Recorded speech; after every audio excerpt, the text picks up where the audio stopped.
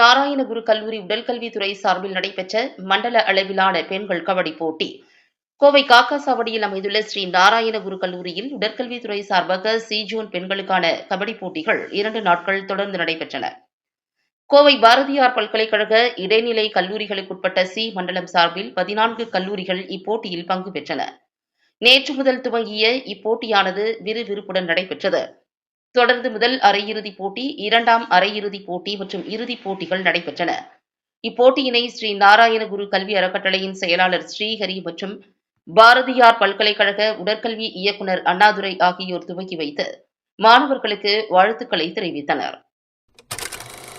கல்லூரி முதல்வர் கல்பனா, உடற்கல்வி ஆசிரியர்கள் ஜெயபிரகாஷ் மற்றும் பெனிதா ஆகியோர் உடனிருந்தனர்.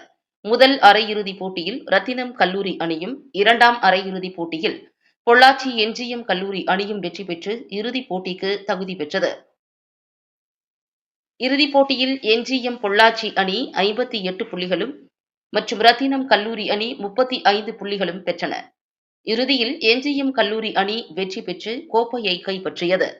வெற்றி பெற்ற அணிகளுக்கு சிறப்பு விருந்தினர்கள் கோப்பைகளை வழங்கினர். அதில் 4வது இடத்தில் அக்ஷயா கல்லூரி அணியும், 3வது இடத்தில் ஸ்ரீ தியாகராஜா கல்லூரி அணியும், 2வது இடத்தில் ரத்தினம் கல்லூரி அணியும் மற்றும் முதல் இடத்தில் என்ஜிஎம் பொள்ளாச்சி கல்லூரி அணியும் வெற்றி வாகை சூடின.